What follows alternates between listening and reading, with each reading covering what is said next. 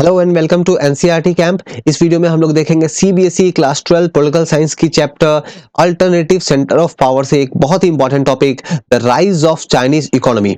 आपकी जो new syllabus आई हुई है इसमें जो alternative centre of power chapter है इसका रीनेम कर दिया गया है। वहां इसे नेम की गई है न्यू सेंटर ऑफ पावर, लेकिन वहां पे भी आपको चाइना वाला टॉपिक जो है वो पढ़ना है। पार्ट 3 वीडियो है ये हमारा। आगे बढ़ते हैं, लेकिन आगे बढ़ने से पहले अगर आपके कोई भी डाउट इंक्वायरी है तो आप हमसे टेलीग्राम, फेसबुक और इंस्टाग्राम पे जुड़ के अपने क्वेश्चन पूछ सकते हैं। नाउ इस वीडियो में हम लोग कौन सी टॉपिक्स पे बात करने वाले हैं तो आप यहाँ पे देख सकते हो कि बेसिकली इस वीडियो में हम लोग जो है दो फेज पे, चाइना के दो फेज पे बात करेंगे। देखो, चाइना आपको पता होगा, कम्युनिस्ट चाइना जो है वो 1949 में आया है ना। 1949 में आया। 1949 से लेकर के 1978 तक एक पीरियड था, वो माओ का टाइम था। चाइना में जो लीडर थे माओ जेडोंग जो थे उनका टाइम था वो। अब फिर 78 से जो टाइम था वो डेंग जाओपिंग का टाइम था, ठीक है। अब फिर उसके बाद में आज के प्रेजेंट डे में जो है वो जिनपिंग है ना। चाइना का प्रेजेंट प्रेसिडेंट का अगर आप देखोगे तो वो जिनपिंग है। तो हम लोग इस वीडियो में बेसिकली माओ का टाइम को रीड करेंगे और डेंग के टाइम में रीड करेंगे कि इन लोगों ने कौन से रिफॉर्म्स किए, इनकी पॉलिसी क्या थी, क्या वो पॉलिसी में किस तरह के प्रॉब्लम्स थे और उसका रिजल्ट क्या निकल के आया। अब फाइनली हम लोग देखेंगे कि चाइना जो है आज के प्रेजेंट डे में कितना डेवलप कर रहा है और ये फ्यूचर सुपर पावर होने वाला है। बहुत सारा ऐसा एस्टिमेट कहा जाता है, ठीक है। लेकिन ये चैप्टर स्टार्ट करने से पहले थोड़ा सा इंट्रोडक्शन देखते हैं चाइना के बारे में। लोकेशन से स्टार्ट करते हैं। ऑफ कोर्स आपको पता होगा हमारा पड़ोसी, हमारा नेबर कंट्री है ये रहा हमारा भारत। और हमारे भारत के ऊपर में ये वाला एरिया देखोगे, यहाँ पे है चाइना, ठीक है ना। यहाँ पे है चाइना, साइज में एरिया में हमसे बड़ा है, ठीक है। तो यहाँ पे अगर आप देखोगे चाइना ये है, यहाँ पे ये जो ओशन नजर आ रही है ये बेसिकली ये पैसिफिक ओशन है, ठीक है। पैसिफिक ओशन है, तो चाइना के कोस्टल एरिया पैसिफिक ओशन है। और ये एक इंपॉर्टेंट दूसरा एरिया मैं मार्क करना चाहूंगा, आप लोग इसको याद रखना। ये जो व्हाइट कलर का ये पोर्शन नजर आ रहा है ना, ये वाला पोर्शन, ठीक है, इसको हम लोग बोलते हैं साउथ चाइना सी। साउथ चाइना सी बहुत बार न्यूज में होता है, ठीक है। बढ़ते हैं आगे।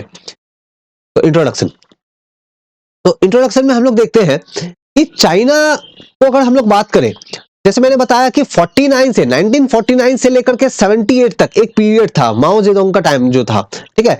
इस टाइम में जो चाइना ने पॉलिसी जो अपनाया, चाइना की जो पॉलिसी जो थी वो पॉलिसी कुछ ऐसी थी कि वेस्टर्न कंट्री से, अमेरिका से, यूरोप से बहुत ज्यादा ट्रेड बिजनेस नहीं करना है, कैपिटलिस्ट वर्ल्ड से अलग रखना है अपने आप को, ठीक है। तो ये लोग अपना खुद के कंट्री में खुद से ही डेवलपमेंट कर रहे थे, खुद से ही प्रोडक्शन कर रहे थे, ठीक है। तो बहुत ज्यादा रिलेशन इनका था नहीं वेस्टर्न कंट्री के साथ, कैपिटलिस्ट वर्ल्ड के साथ।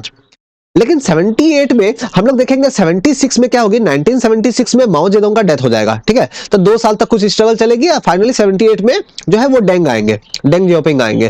तो 78 में डेंग के आने के बाद में एक बहुत बड़ा चेंज होगा और ये बिल्कुल आपको याद रखना है। कौन सी चेंज होगी? ये चेंज होगा कि चाइना अपनी इकोनॉमिक पॉलिसी में काफी सारे चेंजेस करेगा, इकोनॉमिक रिफॉर्म करेगा। अब 1978 में, ठीक है, 1978 के दौरान। तो इस टाइम में जब ये रिफॉर्म करेगा तो पहले जो चाइना में सिस्टम था कि वेस्टर्न कंट्री के साथ ट्रेड नहीं रखना है, बिजनेस नहीं रखना है, रिलेशंस नहीं रखने हैं, इसको खत्म कर देगा। अब चाइना बोलेगा 78 के बाद में कि यस, हम लोग वेस्टर्न कंट्री के साथ में भी हम लोग ट्रेड करेंगे, बिजनेस करेंगे, इकोनॉमिक रिलेशंस डेवलप करेंगे, अमेरिका के साथ भी रिलेशंस डेवलप करेंगे। तो ये बहुत बड़ा चेंज है। और तब से लेकर के आज तक हम लोग देखेंगे कि वेस्टर्न कंट्री के साथ में चाइना का रिलेशन जो है वो डे बाय डे ग्रो होता ही रहा। और इस कारण से हम लोग देखेंगे इसका बहुत बेनिफिट मिला, चाइना को इसका बहुत बेनिफिट मिला, जिसका रिजल्ट ये नजर आता है कि प्रेजेंट डे में चाइना को देखो वो अमेरिका को भी थ्रेट करता है ना, अमेरिका को भी धमकाता है। और ये एस्टिमेट है कि 2040 आते आते तक चाइना जो है वो अमेरिका को भी पीछे छोड़ देगा और वो बन जाएगा वर्ल्ड की सबसे लार्जेस्ट इकोनॉमी, ठीक है। वर्ल्ड की सबसे बड़ी इकोनॉमी जो है वो बन जाएगी चाइना 2040 के आसपास तक, ठीक है। ऑफ कोर्स मैं आपको बहुत ही एक अच्छा सा ये बात बताऊं, इंडिया भी बहुत पीछे नहीं है। काफी सारा एस्टिमेट ऐसा है कि 2050 के आसपास तक आते आते इंडिया भी जो है वो भी सेकंड नंबर पे होगा, ठीक है। बहुत सारा ऐसा एस्टिमेट है, सेकंड नहीं तो अगर थर्ड पे डेफिनेटली, ठीक है। तो सेकंड या थर्ड, ऑफ कोर्स ज्यादा चांस है सेकंड का, अमेरिका थर्ड पे होगा 2050 के आसपास तक। तो चाइना काफी तेजी से ग्रो कर रहा है, ठीक है। जब से 1978 में वहां पे रिफॉर्म्स स्टार्ट किए गए, उसके बाद में काफी सारे रिफॉर्म्स किए गए और तब से हम लोग देखेंगे कि काफी सारे वहां पे तरक्की हुई है, काफी डेवलपमेंट हुआ है। इंटरेस्टिंगली पता है 1970s में इंडिया और चाइना लगभग एक ही लेवल पे थे। इंडिया और चाइना काफी हद तक सिमिलर थे, इनफैक्ट इंडिया चाइना से बेटर कंडीशन पे था। लेकिन 1970s के दौरान जो चाइना ने रिफॉर्म्स किए उसका रिजल्ट हमें आज नजर आता है। चाइना हमसे कहीं आगे ज्यादा निकल गया है, चाहे वो मिलिट्री के तौर पे देखो, पॉलिटिकल देखो, इकोनॉमिक तौर पे देख सकते हो, है ना। क्योंकि चाइना ने काफी सारे रिफॉर्म्स किए, तो वर्ल्ड के काफी सारे कंट्री के साथ, काफी सारे ऑर्गेनाइजेशन के साथ आज उनका बिजनेस है, ट्रेड है, रिलेशंस है, तो वर्ल्ड इकोनॉमी में काफी इंटीग्रेट हो चुका है चाइना, ठीक है। और इस कारण से हम लोग देखते हैं कि चाइना का बहुत ज्यादा इन्फ्लुएंस है, बहुत पैसा है चाइना के पास, ठीक है। चाइना बहुत सारे लोन्स देती है बहुत सारे कंट्रीज को, डेवलपिंग कंट्री को, जो पुअर कंट्री है, अंडर डेवलप्ड कंट्री है, उनको बहुत सारी लोन्स देती है, ठीक है। चाइना का अगर आप एरिया देखो, बहुत बड़ा है, बहुत बड़ी पॉपुलेशन है, बहुत सारे रिसोर्सेस है, इकोनॉमी भी काफी अच्छी चल रही है, उनका रीजनल लोकेशन भी काफी अच्छा है। इन सब कारणों से हम लोग देखेंगे कि चाइना को हम लोग ये देखते हैं कि ये फैक्टर जो है ये क्या करते हैं, चाइना को एक तरह से हेल्प करते हैं पावर गेन करने में, अपना इन्फ्लुएंस बना के रखने में। चाइना को आज के डे में बोला जाता है कि ये ईस्ट एशिया की ग्रोथ की एक तरह से ड्राइवर है, इंजन है ये, ठीक है। अच्छा, ईस्ट एशिया मतलब मैं मैप में दिखा दूं आपको, ईस्ट एशिया मतलब ये, जैसे फॉर एग्जांपल यहाँ पे आप देख, मैप में आप जैसे देख पा रहे होंगे कि एशिया है ना, तो एशिया में ये वाली जो पार्ट है, ये वाली जो पार्ट है, ये हो गई ईस्ट एशिया हो गई। यहाँ जापान, चाइना, कोरिया और यहाँ पे आपको ताइवान वगैरह नजर आएंगे, ये सब, ठीक है। बढ़ते हैं आगे। तो हम लोग, जैसे मैंने कहा कि दो फेज में हम लोग देखेंगे, एक तो माओ का टाइम को देखेंगे और दूसरा डेंग का टाइम को देखेंगे। तो पहले माओ का टाइम को देखते हैं। जैसे मैंने बताया 1949 में चाइना में कम्युनिस्ट रेवोल्यूशन हुआ और चाइना में कम्युनिस्ट गवर्नमेंट आ गई, और इन्होंने क्या किया, इन्होंने सोवियत मॉडल को अपनाया। आप लोगों ने कोल्ड वॉर वाली चैप्टर में पढ़ा होगा, है ना, कि सोवियत मॉडल क्या थी, कि किस तरह से गवर्नमेंट सब कुछ कंट्रोल करती थी, गवर्नमेंट की ही बिजनेस, गवर्नमेंट की ही इंडस्ट्री। तो चाइना ने भी यही मॉडल अपनाया, और चाइना अगेंस्ट था कैपिटलिस्ट वर्ल्ड का, ऑफ कोर्स कम्युनिस्ट थी चाइना। तो इस टाइम में जब 1949 में चाइना का इमर्ज होता है, कम्युनिस्ट चाइना का इमर्ज होता है, तो वो बहुत ही बैकवर्ड होता है चाइना। कम्युनिस्ट चाइना इकोनॉमिकली बहुत बैकवर्ड था, बहुत गरीबी थी, पॉवर्टी थी, लोगों के पास पैसे नहीं थे। तो चाइना ने डिसाइड ये किया, ऑल्दो चाइना की कंडीशन बहुत खराब थी, लेकिन चाइना ने डिसाइड किया कि वो लोग कैपिटलिस्ट कंट्री के साथ वो लोग रिलेशन को डेवलप नहीं करेंगे। चाइना क्या करेगा तो फिर, तो चाइना ने ये डिसाइड किया उसके कंट्री के अंदर जो रिसोर्सेस है, उन रिसोर्सेस को ही चाइना यूज करेगा, ठीक है, और उसी के थ्रू चाइना जो है अपना डेवलपमेंट करेगा। कौन से रिसोर्सेस, मान लो कंट्री के अंदर जो भी कोल है, कंट्री के अंदर जो भी मान लो एग्रीकल्चर प्रोडक्ट्स है, उनको ही यूज करेगा। चाइना वेस्टर्न कंट्री से हेल्प नहीं लेगा। तो चाइना ने डिसाइड किया कि चाइना जो है अपने कंट्री की खुद की रिसोर्सेस को वो यूज करेगा, और थोड़ा बहुत सोवियत से भी उसे हेल्प मिला। वाई सोवियत से हेल्प मिला? बिकॉज कम्युनिस्ट गवर्नमेंट थी, तो सोवियत से भी हेल्प मिला, एडवाइस वगैरह मिला, ठीक है। तो इसके साथ चाइना ने अपने जर्नी स्टार्ट किया, बहुत खराब कंडीशन से जर्नी स्टार्ट किया ना। तो इस समय में उन लोगों ने किस तरह के पॉलिसीज अपनाई स्टार्टिंग के दौर में, तो जैसे मैंने ऑलरेडी बताया कि क्योंकि ये सोवियत मॉडल फॉलो कर रही थी, कम्युनिस्ट मॉडल फॉलो कर रही थी, तो आपको पता है कि इसमें क्या होता है कि जो भी हैवी इंडस्ट्री वगैरह होती है, जो भी इंडस्ट्री होती है, उसकी ओनर होती है गवर्नमेंट। प्राइवेटाइजेशन को अलाउ नहीं करते हैं, है ना, प्राइवेट इंडस्ट्री नहीं होती है। तो जितना भी ये इस मॉडल में क्या किया गया कि ज्यादा से ज्यादा जो भी फैक्ट्री इंडस्ट्री वगैरह स्टेब्लिश की गई, वो सब कुछ गवर्नमेंट के कंट्रोल में थी। और यहाँ पे एक बहुत इंपॉर्टेंट कैरेक्टरिस्टिक्स है, ये आपको याद रखना है। इन लोगों ने बेसिकली सोचा कैसे, देखो इंडस्ट्री तो डेवलप करना था इसे, लेकिन उसके लिए तो पैसे थे नहीं, वेस्टर्न कंट्री से भी हेल्प नहीं मांग सकते थे, है ना, क्योंकि वेस्टर्न कंट्री से कैपिटलिस्ट वर्ल्ड है, कैसे हेल्प लेंगे।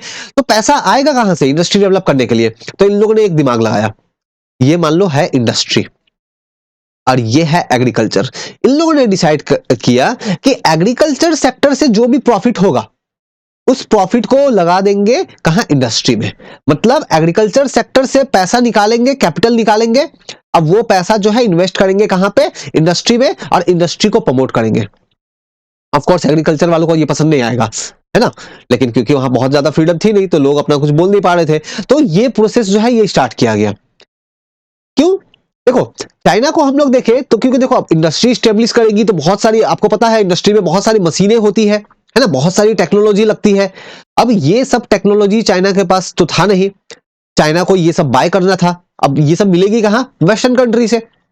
तो चाइना चाहता था कि टेक्नोलॉजी या गुड्स वगैरह जो है ये वर्ल्ड मार्केट से ये खरीदे, वेस्टर्न कंट्री से नहीं खरीदे तो कहीं और से खरीदे। लेकिन चाइना के पास प्रॉपर वे में सफिशिएंट फॉरेन एक्सचेंज नहीं था, ये बहुत इंपॉर्टेंट है, फॉरेन एक्सचेंज, ठीक है। चाइना के पास फॉरेन एक्सचेंज भी नहीं था। फॉरेन एक्सचेंज क्या है मैं आपको समझाता हूं। जैसे फॉरेन एक्सचेंज क्या होता है, हर कंट्री जो होती है वो कंट्री क्या करती है, वर्ल्ड की कुछ इंपॉर्टेंट करेंसी जैसे डॉलर, है ना, डॉलर है या फिर यूरो है, वर्ल्ड में जो इंपॉर्टेंट करेंसी है उन करेंसीज को अपने कंट्री जो है अपने सेंट्रल बैंक, जैसे हमारे कंट्री में सेंट्रल बैंक क्या है, आरबीआई, तो हमारे कंट्री में आरबीआई जो है उसके पास बहुत सारा अमेरिका वाली डॉलर है, बहुत सारी यूरो है, गोल्ड है, ठीक है, ये सब आरबीआई के पास है। और ऑल टुगेदर इसको क्या बोलते हैं, इसको बोलते हैं, इसके अलावा एक और चीज होती है, आईएमएफ की एसडीआर होती है।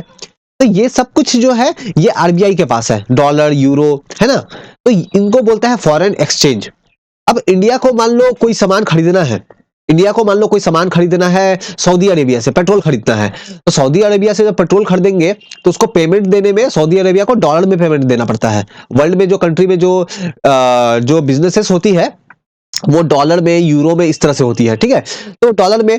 अब मान लो ऐसा कंडीशन सोचो, इंडिया के पास मान लो डॉलर है ही नहीं, एकदम फॉरेन एक्सचेंज है ही नहीं, यही है फॉरेन एक्सचेंज, है ही नहीं, तो अगर इंडिया को पेट्रोल खरीदना है तो इंडिया कहां से खरीदेगा, इंडिया के पास तो पेट्रोल आएगा ही नहीं, है ना, बिकॉज इंडिया के पास तो पैसे ही नहीं है खरीदने के लिए।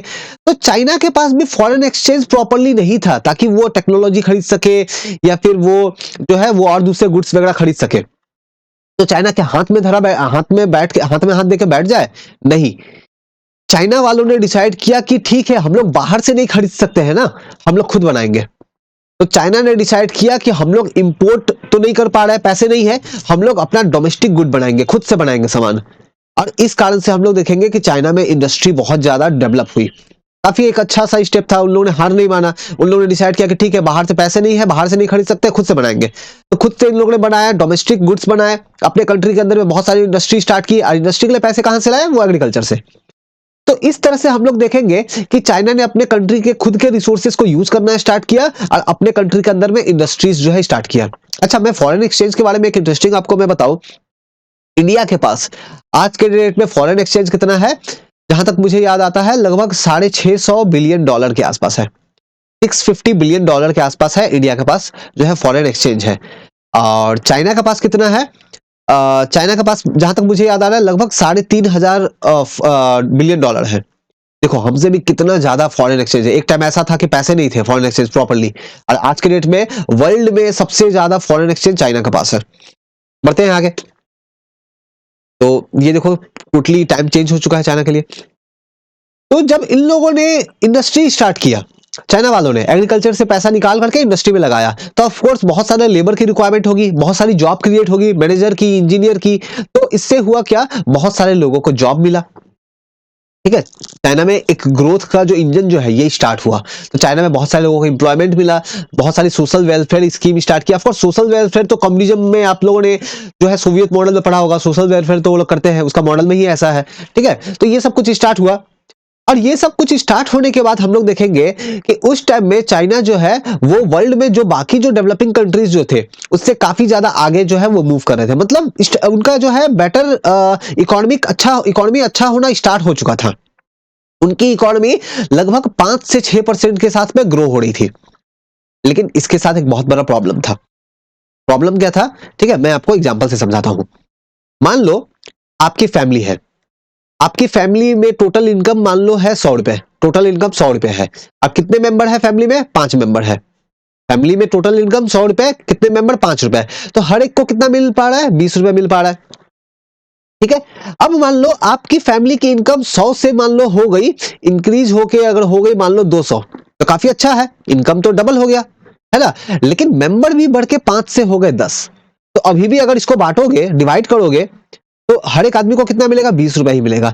मतलब इनकम तो बढ़ गया, लेकिन इसके साथ पॉपुलेशन भी बढ़ गई। तो एज ए रिजल्ट लोगों के हाथ में बहुत ज्यादा पैसा आया नहीं, है ना, लोगों के हाथ में बहुत ज्यादा पैसा नहीं। यही प्रॉब्लम हुआ चाइना के साथ। चाइना की इकोनॉमी काफी अच्छी से ग्रो कर रही थी, लेकिन वहां पे पॉपुलेशन भी इसके साथ साथ काफी तेजी से ग्रो कर रही थी। वहां पे लगभग 2 से 3% से हर साल पॉपुलेशन जो है इंक्रीज हो रही थी। तो जो इकोनॉमिक ग्रोथ हो रही थी, इकोनॉमिक ग्रोथ ऐसा कि नहीं हो रहा था, लेकिन वो इनसफिशिएंट था, है ना, इनसफिशिएंट था लोगों की डिमांड को फुलफिल करने में, ठीक है।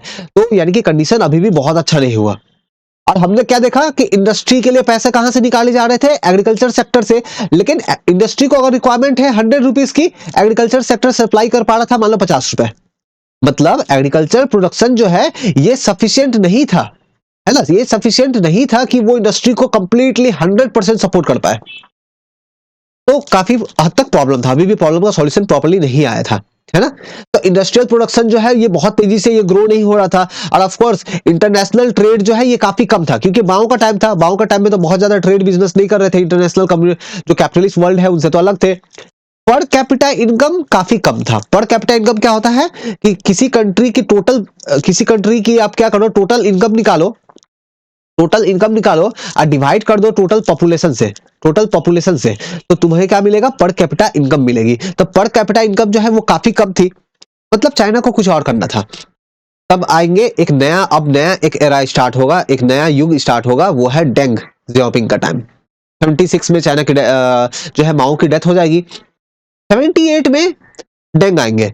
डेंग जो सबसे बड़ा इंपॉर्टेंट स्टेप लेंगे वो ये होगा कि ये बोलेंगे कि पहले हम लोग जो रिलेशन नहीं रख रहे थे कैपिटलिस्ट कंट्री के साथ, अब ऐसा नहीं करेंगे, अब हम लोग भी उनके साथ बिजनेस करेंगे, ट्रेड करेंगे। तो चाइना के जो लीडर्स जो है इन्होंने डिसाइड किया, इन्होंने क्या पॉलिसी डिसीजन लिया कि अब हम लोग जो अपना आइसोलेशन है, पॉलिटिकल और इकोनॉमिक आइसोलेशन जो है, इसको एंड करते हैं, खत्म करते हैं। हम लोग अब रिलेशन स्टार्ट करेंगे और हम लोग देखेंगे कि अमेरिका के साथ में जो है वो रिलेशन जो है वो डेवलप होगा 1972 में। अच्छा, आप लोग में से कई लोगों के मन में ये आ रही होगी 78 में डेंग आए थे, चाइना के साथ और अमेरिका के साथ रिलेशन तो 72 में ही स्टार्ट हो गया, तो ये कैसे, यानी कि माओ के टाइम में ही स्टार्ट हुआ। तो माओ तो इसके अगेंस्ट थे, फिर मान कैसे गए। एक्चुअली हुआ ये कि माओ का टाइम था 49 से लेकर के जैसे 76 ना, जो एंड वाली टाइम थी माओ की, जो 1970, 71, 72 उस टाइम का टाइम था। ऑल्दो उस समय माओ जो है वही रूल कर रहे थे, लेकिन ज्यादा कंट्रोल किसका था, वो था डेंग का, है ना।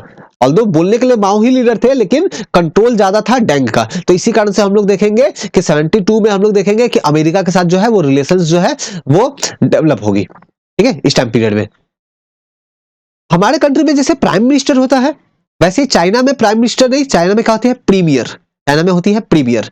तो वहां पे जो प्रीमियर थे जोउ एनलाई, ठीक है, जोउ एनलाई, इन्होंने प्रपोज किया 4 मेथड, इन लोगों ने बेसिकली 4 मॉडर्नाइजेशन के मेथड 1973 में प्रपोज किया। देखो ये 1973 का टाइम है, अभी तक माओ है, लेकिन माओ का इन्फ्लुएंस कम हो गया है। माओ को अगर देखोगे पार्टी के अंदर में ज्यादा डिसीजन अब माओ नहीं ले पा रहे, कुछ और ले रहे हैं। कौन सा डिसीजन लिए, जो इन लोगों ने डिसाइड किया 4 मेथड, अपने एग्रीकल्चर को मॉडर्न बनाएंगे, अपनी इंडस्ट्री को मॉडर्न बनाएंगे, साइंस एंड टेक्नोलॉजी को मॉडर्न बनाएंगे और अपनी मिलिट्री को मॉडर्न बनाएंगे। ये 4 स्टेप जो है ये जोउ एनलाई ने प्रपोज किया कि हम लोग ये 4 स्टेप जो है ये फ्यूचर में करने वाले हैं 1973 में। Now, तो इन लोगों ने अब ये डिसाइड कर लिया कि ठीक है काफी सारे रिफॉर्म्स करेंगे 70s के दौरान में। तो डेंग जियाओपिंग ने जो है एक पॉलिसी बेसिकली कहा, है ना, एक पॉलिसी जो है वो प्रपोज किया, अनाउंस किया। कौन सी पॉलिसी, ओपन डोर पॉलिसी, अपना गेट खोलेंगे, किसके लिए, वेस्टर्न कंट्री के लिए पॉलिसी, है ना। ओपन डोर मतलब डोर ओपन करेंगे। देखो पहले क्या था कि पहले चाइना में ना अलाउ नहीं कर रहे थे वेस्टर्न कंट्रीज के जो कंपनी है, जो बड़ी बड़ी कंपनी है, उसको आने अपने, चाहे वो लोग अगर चाइना में फैक्ट्री स्टार्ट करना चाहती थी, मान लो वेस्टर्न, मान लो अमेरिका की कोई कंपनी, गाड़ी बनाने वाली, कार बनाने वाली कंपनी, वो चाहती थी कि चाइना में फैक्ट्री स्टार्ट करना, तो उसको अलाउ नहीं करते थे, है ना, क्योंकि वो लोग कैपिटलिस्ट है। लेकिन डेंग ने कहा कि नहीं, हम लोग अपना गेट खोलते हैं, ओपन डोर, है ना, हम लोग इकोनॉमिक रिफॉर्म करेंगे, हम लोग अलाउ करेंगे कि आप लोग आओ हमारे कंट्री में, आके हमारे कंट्री में फैक्ट्री खोलो, है ना, हमारे कंट्री में बिजनेस करो, हम लोग भी आपसे बिजनेस करेंगे। तो इस पॉलिसी में जो ओपन डोर वाली पॉलिसी जो है, इसमें फायदा ये हुआ क्योंकि काफी सारे फैक्ट्री, काफी सारी इंडस्ट्री वगैरह स्टार्ट हुई, तो बहुत सारी जॉब्स जनरेट हुई, ठीक है, बहुत सारी जॉब्स जनरेट हुई। तो ये पॉलिसी क्यों इन लोगों ने स्टार्ट किया, ताकि इकोनॉमी जो है वो बूस्ट कर सके, इकोनॉमी में ग्रोथ हो सके, प्रोडक्टिविटी बढ़ सके, बाहर से कंट्री जो है वो बड़ी बड़ी कंपनियां जो है वो चाइना में आ सके, चाइना में आके क्या करेंगे, वो इन्वेस्टमेंट करेंगे, कैपिटल इन्वेस्टमेंट करेंगे, कैपिटल मतलब पैसा, पैसा इन्वेस्टमेंट करेंगे, बड़ी बड़ी फैक्ट्रियां लगाएंगे। और जब बड़ी बड़ी कंपनियां जब आती है, फैक्ट्री लगाती है, तो अपने साथ बहुत सारा टेक्नोलॉजी भी लेके आती है। मान लो एक बड़ी सी कंपनी यूरोप की वो चाइना आती है बाइक बनाने के लिए, तो वो बाइक तो बनाएगी, लेकिन उसके साथ में बाइक को कैसे बनाया जाता है इसके लिए काफी सारे रोबोट्स लेके आएंगे, मशीन्स लेके आएंगे, तो वो टेक्नोलॉजी भी चाइना में आएगा, है ना। तो चाइना इससे कुछ सीखेगा, देख के कुछ सीखेगा। तो चाइना ने सोचा कि ओके ये वाली पॉलिसी हम लोग फॉलो करते हैं, काफी इससे अच्छा होगा।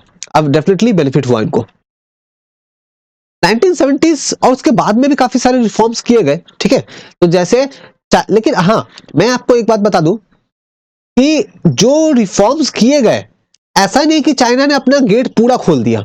चाइना ने पहले अपना गेट बंद रखा हुआ था वेस्टर्न कंट्रीज के लिए, अभी चाइना ने अपना गेट खोल दिया, है ना, कि आप लोग आओ हमारे कंट्री में बिजनेस करो। लेकिन एक इंपॉर्टेंट ये है, ये गेट पे सिक्योरिटी बैठा दिए।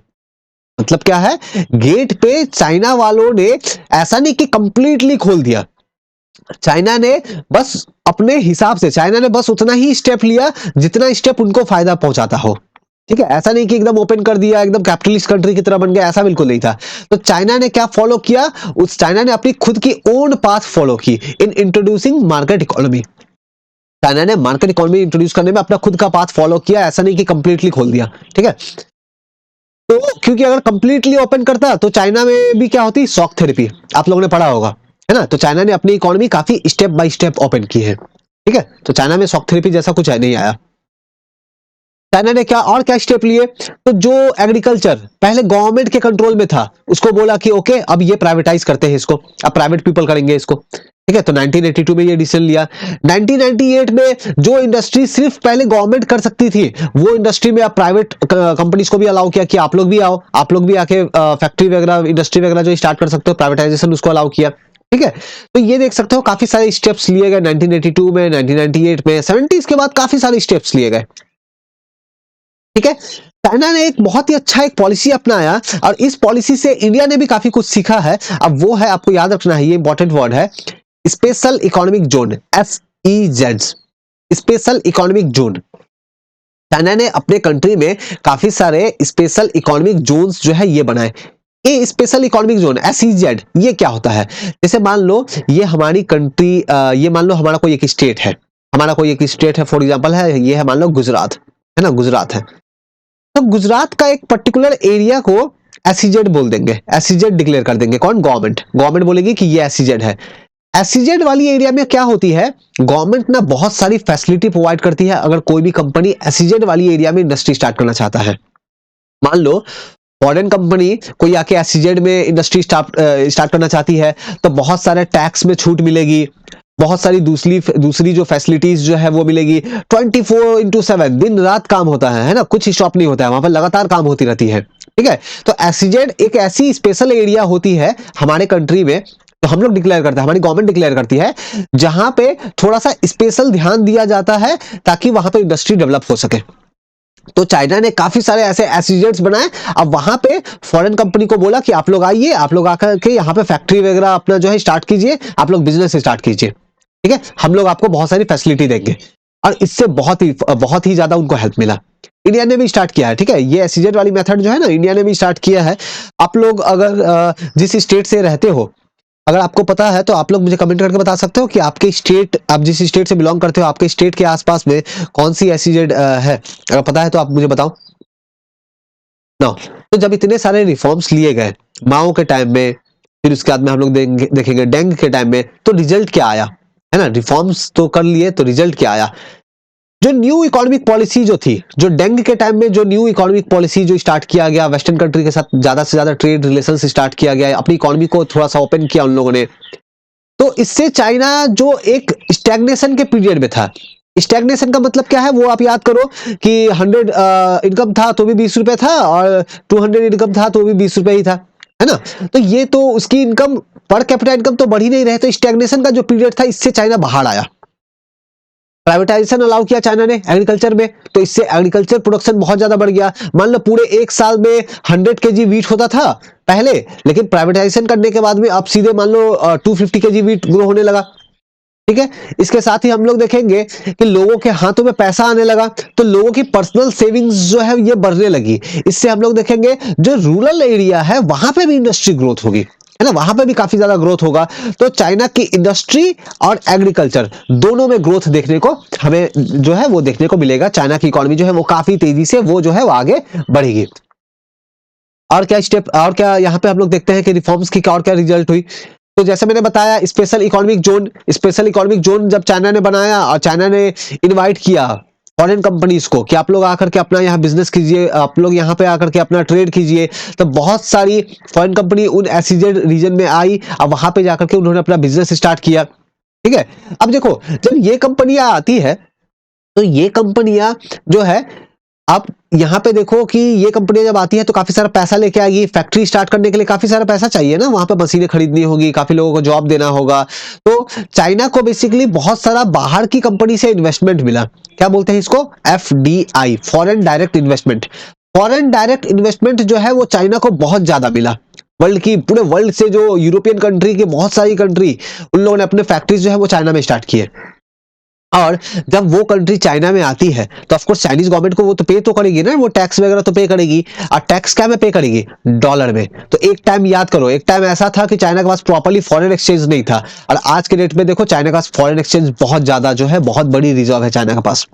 ठीक है, तो चाइना के पास इतना ज्यादा फॉरेन एक्सचेंज आ गया है कि उस पैसे को चाइना अब क्या करता है, चाइना के पास बहुत सारा पैसा आ रहा है ना, फॉरेन कंपनी से। अब स्पेशली यूरोपियन कंट्री या डेवलप कंट्री जो है, वो लोग जो फैक्ट्री स्टार्ट करती है वहां से, और चाइना उस पैसे को क्या करता है, तो चाइना उसमें से बहुत सारी पैसे को किसी दूसरी कंट्री में इन्वेस्ट कर देता है। फॉर एग्जांपल, यूरोप में से जो है चाइना के कंट्री में बहुत सारा इन्वेस्टमेंट आया और चाइना को बहुत सारा टैक्स मिला। अब उस पैसे को चाइना ने क्या किया, फॉर एग्जांपल श्रीलंका को लोन दे दिया, श्रीलंका में मान लो कोई इन्वेस्ट कर दिया, श्रीलंका में कोई प्रोजेक्ट बना दिया। तो चाइना ने इस तरह से, हम लोग देखेंगे, चाइना ने स्पेशली जो अंडर डेवलप कंट्री है या फिर जो डेवलपिंग कंट्री है वहां पे काफी ज्यादा इन्वेस्टमेंट किया है। और ये बहुत बड़ा कारण है कि चाइना का बहुत ज्यादा इंफ्लुएंस है इन अंडर डेवलप कंट्री में या डेवलपिंग कंट्री में। आप क्यों देखते हो चाइना का इतना इन्फ्लुएंस क्यों है पाकिस्तान में? चाइना ने बहुत ज्यादा इन्वेस्टमेंट किया है। आप लोगों ने मेरे ख्याल से ये पढ़ा होगा, है ना, China Pakistan economic corridor, CPEC, है ना, आप लोगों ने जरूर ये पढ़ा होगा। तो चाइना ने काफी पैसा इन्वेस्टमेंट किया है CPEC में, पाकिस्तान में। बढ़ते हैं आगे। तो जब इतने सारे रिफॉर्म्स किए गए, जब चाइना की इकोनॉमी में इतने सारे रिफॉर्म्स किए गए, चाइना जो है उसने क्या किया, 2001 में, पहले वो वर्ल्ड ट्रेड ऑर्गेनाइजेशन का मेंबर भी नहीं था, लेकिन उसमें 2001 में चाइना ने क्या किया, वर्ल्ड ट्रेड ऑर्गेनाइजेशन का मेंबरशिप भी ज्वाइन कर लिया। और एक इंपॉर्टेंट मैं बात बताऊं, वर्ल्ड ट्रेड ऑर्गेनाइजेशन में चाइना को लाने वाला जो कंट्री जो था, जो बहुत ज्यादा जो एफर्ट किया, वो कौन है पता है? वो है अमेरिका, USA। आज के डेट में USA को ही चाइना आंख दिखाता है, और एक टाइम में USA ने ही चाइना को जो है वो लेके आया था वर्ल्ड ट्रेड ऑर्गेनाइजेशन में, काफी उसको हेल्प किया था। तो अब आज के डेट में हम लोग देखते हैं कि चाइना की इकोनॉमी जो है, चाइना एज अ कंट्री जो है वो काफी डीपली इंटीग्रेटेड है, पूरे वर्ल्ड कंट्री से काफी डीपली इंटीग्रेटेड है, और फ्यूचर में भी ऐसी ही रहेगी। फॉर एग्जाम्पल, हमारे कंट्री में आप या मैं मोबाइल यूज कर रहे हैं, है ना, हो सकता है वो मोबाइल जो है वो चाइनीज हो, है ना, हो सकता है वो मोबाइल जो है वो चाइनीज हो। आप ये बोलोगे कि अच्छा हम एक काम करेंगे, हम चाइना का मोबाइल यूज नहीं करेंगे, हम किसी दूसरी कंपनी का, किसी दूसरी, मान लो कोरिया की कोई कंपनी है, उसका मोबाइल यूज करेंगे। कोरिया की कोई कंपनी है, आप उसका मोबाइल यूज करोगे, ठीक है। लेकिन हो सकता है उस कोरिया की वो जो मोबाइल जो है ना, उस मोबाइल के अंदर की बैटरी जो है वो चाइना वाली हो। समझ में आ रहा है? आप, हो सकता है आप बोलोगे कि हम चाइना की मोबाइल यूज नहीं करेंगे, हम लोग एप्पल वाला मोबाइल यूज करेंगे। ठीक है, कर सकते हो, लेकिन हो सकता है कि वो एप्पल की जो मोबाइल जो हो, उसके अंदर हो सकता है जो कैमरा जो है वो चाइनीज कंपनी का हो। मतलब आप उसको एलिमिनेट नहीं कर सकते हो, वर्ल्ड की जो मैन्युफैक्चरिंग जो है, इसलिए चाइना को आज की डेट में वर्ल्ड की फैक्ट्री बोलते हैं। अच्छा, आपको पता है तो आप मुझे कमेंट करके बताना कि चाइना में ही लोग, जो कंट्री जो है, जो डेवलप कंट्री है, इतना इन्वेस्टमेंट करना क्यों चाहती है? Why China? ठीक है, ये वो टाइम था कि चाइना में बहुत सारी कंट्री ने इन्वेस्टमेंट किया, चाइना में ही क्यों? बाकी जगह पे क्या प्रॉब्लम था? ठीक है, और चाइना में ऐसा क्या मिल गया? तो आप मुझे अगर पता है तो कमेंट करके ये मुझे बताना, ठीक है। और आपको आंसर अगर नहीं मिलता है तो मैं अपने टेलीग्राम में जो है, आप मुझे मैसेज करना, मैं वहां पे आपको रिप्लाई कर दूंगा, ठीक है। या फिर आप कमेंट में भी आप पूछ सकते हो, अगर आंसर नहीं मिलता है तो मैं आपको रिप्लाई कर दूंगा, ठीक है। तो ये जितने भी रिफॉर्म्स किए गए चाइना में, ऑफ कोर्स रिजल्ट तो काफी मिला, लेकिन कुछ प्रॉब्लम्स भी थी, ऐसा नहीं कि बिना प्रॉब्लम का सब कुछ था। ये जो रिफॉर्म किया गया, इस रिफॉर्म में चाइना के सभी लोगों को प्रॉपरली बेनिफिट नहीं मिला।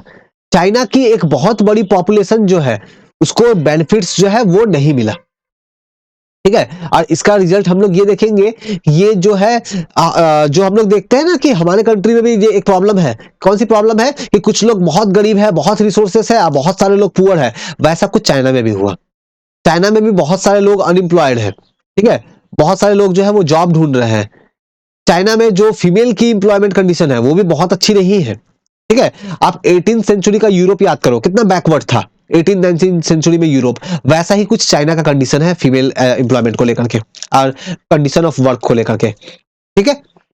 तो ऑफ कोर्स काफी सारे प्रॉब्लम्स भी है, ठीक है। इसके साथ ही चाइना को लेकर के एक बहुत बड़ा प्रॉब्लम ये है कि चाइना में जो चाइना देखो इतनी सारी फैक्ट्री चाइना में स्टार्ट हो गई है ना। तो बहुत सारा मान लो बड़ी सी एक फैक्ट्री है, काफी कुछ वर्क हो रहा है, काफी सारा वेस्ट मटेरियल निकलता होगा ना वहां से, फैक्ट्री में से काफी सारा धुआं निकलता होगा, स्मोक निकलता होगा, और ये क्या करता है, ये हमारे एनवायरमेंट को हार्म करता है। तो चाइना की जो रिफॉर्म्स किया गया है, इसका हमें एक ये भी रिजल्ट निकल के आया कि बहुत सारी इन्वायरमेंटल डैमेज हो रही है, इन्वायरमेंट डिग्रेडेशन हो रही है चाइना की इकोनॉमी की वजह से, चाइना की इंडस्ट्री की वजह से हमारे जो है इन्वायरमेंट को बहुत ज्यादा डैमेज पहुंच रहा है। और चाइना की इकोनॉमी में भी करप्शन वगैरह जो है वो काफी ज्यादा है, जैसे मैंने बताया इनइक्वालिटी काफी ज्यादा है रूरल एंड अर्बन एरियाज में, ठीक है। अगर आप चाइना को देखोगे ना, मान लो ये अगर चाइना है ना, ये अगर मान लो आप चाइना है, चाइना का आपको ज्यादातर पॉपुलेशन ना, मान लो ये वेस्ट है, ये ईस्ट है, ये नॉर्थ है, ये साउथ है, चाइना की ज्यादातर पॉपुलेशन आपको ना ये ईस्टर्न साइड में, ये कोस्टल एरिया में देखने को मिलेगी, और ये सब एरिया में आप देखोगे बहुत कम डेवलपमेंट है। तो चाइना में जो बड़ी बड़ी बिल्डिंग आप लोग देखते होंगे इमेजेस में, वीडियोस में, वो जनरली ये ईस्टर्न एरिया की होती है। बच गई ये बाकी जो एरिया, यहाँ पे आपको बहुत ही वो गांव, विलेज, रूरल इकोनॉमी जो है वो देखने को मिलेगी, ठीक है। तो आप सोचते होंगे ना कि तो यहाँ की तो इमेज हम लोग देखते ही नहीं है, हम लोग तो हमेशा बड़ी बड़ी बिल्डिंग देखते हैं। व्हाई? बिकॉज चाइना में मीडिया को बहुत ही ज्यादा जो है वो फ्रीडम नहीं है ना। हमारे कंट्री की तरह नहीं है कि कुछ भी कहीं पे भी रिपोर्टर चले गए कुछ भी छाप दिया, है ना। हमारे कंट्री में फ्रीडम है ना, freedom of speech and expression है। चाइना में ऐसा नहीं है, डेमोक्रेसी नहीं है ना। तो जब इतना सब कुछ होते हुए हम लोग देखते हैं कि फिर भी चाइना ओवरऑल ब्रॉडली अगर हम लोग ये बोले तो चाइना काफी तेजी से आगे बढ़ रहा है, इकोनॉमिक पावर काफी बड़ा इकोनॉमिक पावर ऑलरेडी बन चुका है। मिलिट्री के तौर पे भी अगर हम लोग देखें तो काफी ज्यादा उसकी मिलिट्री एडवांस हो चुकी है। सो एज अ रिजल्ट, चाहे एशिया की बात हो, चाहे रीजनल बात हो या ग्लोबल पूरी वर्ल्ड की बात हो, चाइना एक काफी बड़ा पावर बन चुका है ऑलरेडी।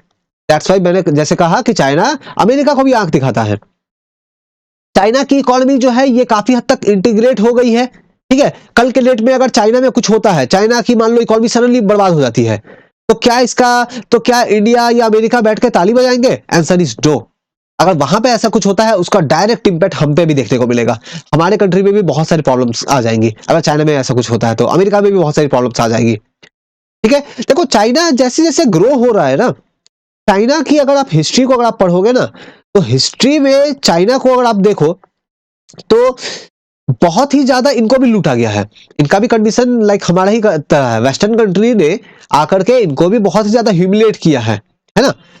तो इनको इतना ज्यादा झुकाया है कि ये लोग झुकते झुकते अब ये लोग जो है ना स्ट्रांग बन गए हैं, मार खाते खाते स्ट्रांग बन गए हैं, ऐसा कुछ है ना। तो ये अब इतना स्ट्रांग बन गए हैं ताकि अब ये लोग जो है, अब इसका इफेक्ट ये नजर आता है कि चाइना काफी एग्रेसिव तरीके से डेवलपमेंट कर रहा है, आगे बढ़ रहा है। इसीलिए बहुत सारी कंट्री जो चाइना के नेबर में है, इंडिया भी और बाकी जो दूसरी कंट्री है, ये देखती है तो उनके काफी सारे प्रॉब्लम्स है चाइना के साथ। चाइना को लैंड को लेकर के हमारे साथ प्रॉब्लम है, जापान के साथ, आसियान की कई कंट्री के साथ प्रॉब्लम है। मैंने मैप में आपको साउथ ईस्ट एशिया, आपको साउथ चाइना सी दिखाया था, वहां पे काफी सारे प्रॉब्लम्स है, ठीक है। तो आसपास की कंट्री के साथ चाइना के काफी सारे लैंड वगैरह को लेकर के काफी सारे इश्यूज है, एरिया टेरिटरी को लेकर के काफी सारे इश्यूज है। इनफैक्ट रशिया के साथ भी है ना। ऑल्दो रशिया के साथ चाइना का रिलेशन प्रेजेंट में काफी अच्छा चल रहा है, लेकिन रशिया के साथ भी चाइना के ऐसे कुछ इश्यूज है। लेकिन फिर भी हम लोग देखेंगे कि काफी हद तक इश्यू होते हुए भी इनकी रिलेशन अमेरिका, जापान और रशिया इन सब के साथ जो है इकोनॉमिक रिलेशन जो है ये काफी ज्यादा जो है आगे बढ़ रही है। जैसे इंडिया चाइना का देख लो, हमारा चाइना के साथ प्रॉब्लम चल रहा है ना, पॉलिटिकल लेवल पे, मिलिट्री लेवल पे प्रॉब्लम चल रहा है, लेकिन इसके साथ साथ बिजनेस भी चल रही है, इकोनॉमी भी उसके साथ चल रही है, मतलब बिजनेस भी चल रहा है और झगड़े भी चल रहे हैं, ठीक है। तो ऐसे ही कुछ कंडीशन चाइना का आसपास का कंट्री के साथ में है। एक इंपॉर्टेंट रीजन है, ये है ताइवान। चाइना चाहता है कि ताइवान को चाइना जो है अपना कंट्री के अंदर मिला ले। चाइना का मानना यह है कि ताइवान जो है ये अलग कंट्री नहीं है, ये चाइना का ही एक पार्ट है जो कि अलग हो चुका है। तो चाइना का टारगेट ये है कि ताइवान को अपने कंट्री के अंदर मिला ले, और चाइना चाहता है कि ये जो मैटर है इसको जल्दी से जल्दी खत्म किया जाए, रिजॉल्व किया जाए, ठीक है, क्योंकि चाइना इसको अपना खुद का प्रोविंस के तौर पे देखता है। तो आसपास के कंट्री में, आसियान कंट्री की अगर हम लोग बात करें तो यहाँ पे काफी ज्यादा फियर है, लेकिन हम लोग ने फिर भी ये भी देखा कि क्योंकि चाइना के पास बहुत सारा पैसा है, तो चाइना ने काफी ज्यादा इन्वेस्टमेंट भी किया है इन सब कंट्रीज में। एज अ रिजल्ट हम लोग ये देखते हैं चाइना ने कुछ रोल भी प्ले किया। जब आसियान कंट्री में हम लोग देखेंगे कि 1997 में कुछ फाइनेंशियल क्राइसिस वगैरह जब आएगी तो वहां पे हम लोग देखेंगे कि काफी सारा चाइना का काफी इंपॉर्टेंट रोल भी होगा वहां स्टेबिलिटी लाने में। मतलब चाइना को लेके वो डर वाला भी फीलिंग है और उसके साथ बिजनेस करना है, उसके साथ ज्यादा से ज्यादा रिलेशन डेवलप करना है, ये वाली भी फीलिंग है। दोनों साथ में है सभी कंट्रीज का जो देखते हो। तो चाइना को अगर आप देखो तो चाइना की ज्यादातर इन्वेस्टमेंट जो है आप देखोगे अफ्रीका में नजर आएगी, लैटिन अमेरिका में नजर आएगी, ठीक है। तो ये सब कंट्रीज में आपको चाइना की इन्वेस्टमेंट जो है नजर आएगी। मैं लैटिन अमेरिका और अफ्रीका जो है आपको मैप में अभी दिखा दूंगा, ठीक है। तो वहां पे चाइना की इन्वेस्टमेंट काफी है। इसके साथ ही एशिया में भी काफी सारी इन्वेस्टमेंट है। जैसे मैंने बताया चाइना की ज्यादातर इन्वेस्टमेंट अंडर डेवलप कंट्री और डेवलपिंग कंट्री में जो है ये होती है, ठीक है। तो मैं अभी आप लोगों को जो है वो मैप दिखा देता हूं, ठीक है। लैटिन अमेरिका बेसिकली कहां पे है, तो ये मैं आपको मैप में ले चलता हूं, मिनट। हाँ, देखो ये मैप जो आप यहाँ पे देख पा रहे हो, ये मैप में ये साफ यहाँ पे अफ्रीका है। तो अफ्रीका में चाइना की काफी इन्वेस्टमेंट मिलेगी। एशिया के कुछ कंट्रीज में, आसियान कंट्रीज में इन्वेस्टमेंट मिलेगी। ये देखो नॉर्थ अमेरिका, साउथ अमेरिका, और यहाँ पे ये वाला जो एरिया है ना, यहाँ पे भी आपको काफी सारा चाइना का इन्वेस्टमेंट मिलेगा। साउथ अमेरिका में भी काफी ज्यादा मिलेगा। ये है लैटिन अमेरिका, ये वाली पार्ट है ना, ये वाली पार्ट जो है यहाँ पे। आप यहाँ पे एक बहुत इंपॉर्टेंट कंट्री है ना, बहुत इंपॉर्टेंट, बहुत एक फेमस कंट्री है आप बोल सकते हो। अब वो उस कंट्री से एक इंपॉर्टेंट स्पोर्ट्समैन है, आप लोगों ने जरूर सुना होगा, यूसेन बोल्ट, है ना। यूसेन बोल्ट बहुत ही फेमस स्पोर्ट्समैन है। आप मुझे बता सकते हो कौन से कंट्री से बिलोंग करते हैं वो? इसी रीजन से, लैटिन अमेरिका रीजन से बिलोंग करते हैं वो, ठीक है। तो कौन सी कंट्री से? लैटिन अमेरिका एक कंट्री नहीं है, बहुत सारे एरिया को बोलते हैं लैटिन अमेरिका, ठीक है। नाउ तो ये वीडियो यहां तक था। इस वीडियो के एंड, अब इस वीडियो के बाद जो मेरी नेक्स्ट जो वीडियो जो आने वाली है, मैं उसके बारे में एक इंपॉर्टेंट इन्फॉर्मेशन आपको देना चाहता हूं। ये वाली वीडियो है, मैं कुछ इंपॉर्टेंट इन्फॉर्मेशन आपको मैं बता दूं। आपकी जो न्यू सिलेबस है, जैसा वहां तो alternative centre of power chapter का नाम लिखा गया है, लेकिन न्यू सिलेबस में तो न्यू सेंटर ऑफ पावर कर दिया गया है। बुक में अल्टरनेटिव सेंटर है, लेकिन सिलेबस में न्यू सेंटर है। तो न्यू सेंटर में से ये सब कुछ टॉपिक है, रशिया, इंडिया, इजराइल, इसके अलावा सार्क एक ऑप्शन है ना, और इसके अलावा ब्रिक्स है। तो ये सब आपके बुक में नहीं है। तो इन सब की मैं अलग से जो मैं वीडियो लेके आऊंगा। अब वहां पे जो हेडिंग मैं यूज करूंगा वो है new centre of power heading use करूंगा, है ना। वहां अल्टरनेटिव सेंटर ऑफ पावर नहीं यूज करूंगा, बिकॉज बुक में ये नहीं गिवन है, ठीक है। तो वीडियो के एंड में रिक्वेस्ट करूंगा आपसे कि आप बिल्कुल आप चैनल को आप सब्सक्राइब करें, आप बिल्कुल मुझे इसी तरह से सपोर्ट करते रहे। Thank you. और आपकी कोई भी डाउट इंक्वायरी होती है तो बिल्कुल आप पूछिए मुझे, ओके।